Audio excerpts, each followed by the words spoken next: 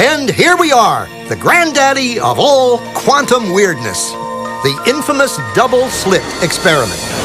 To understand this experiment, we first need to see how particles, or little balls of matter, act. If we randomly shoot a small object, say a marble, at the screen, we see a pattern on the back wall where they went through the slit and hit. Now, if we add a second slit, we would expect to see a second band duplicated to the right.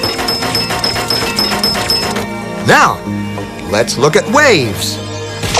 The waves hit the slit and radiate out, striking the back wall with the most intensity directly in line with the slit. The line of brightness on the back screen shows that intensity. This is similar to the line the marbles make.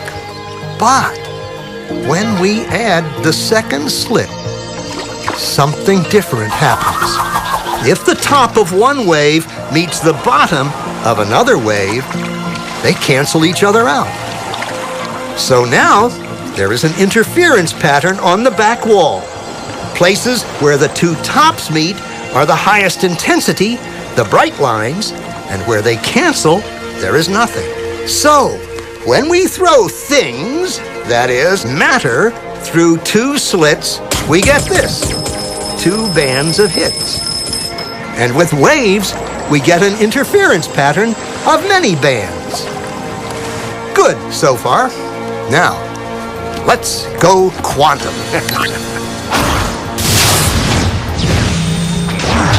An electron is a tiny, tiny bit of matter, like a tiny marble.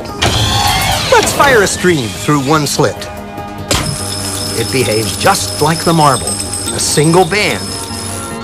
So, if we shoot these tiny bits through two slits, we should get, like the marbles, two bands. What? An interference pattern. We fired electrons, tiny bits of matter through. But we get a pattern like waves, not like little marbles. How?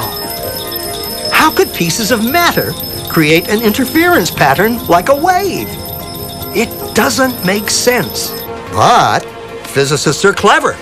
They thought, maybe those little balls are bouncing off each other and creating that pattern. So, they decide to shoot electrons through one at a time. There is no way they could interfere with each other. But after an hour of this, the same interference pattern is seen to emerge. The conclusion is inescapable. The single electron leaves as a particle, becomes a wave of potentials, goes through both slits, and interferes with itself to hit the wall like a particle. But mathematically, it's even stranger. It goes through both slits, and it goes through neither. And it goes through just one, and it goes through just the other. All of these possibilities are in superposition with each other. But physicists were completely baffled by this. So they decided to peek and see which slit it actually goes through. They put a measuring device by one slit to see which one it went through and let it fly. But the quantum world is far more mysterious than they could have imagined. When they observed, the electron went back to behaving like a little marble. It produced a pattern of two bands, not an interference pattern of many. The very act of measuring or observing which slit it went through meant it only went through one, not both. The electron decided to act differently, as though it was aware it was being watched. And it was here that physicists stepped forever into the strange, never-world of quantum events. What is matter?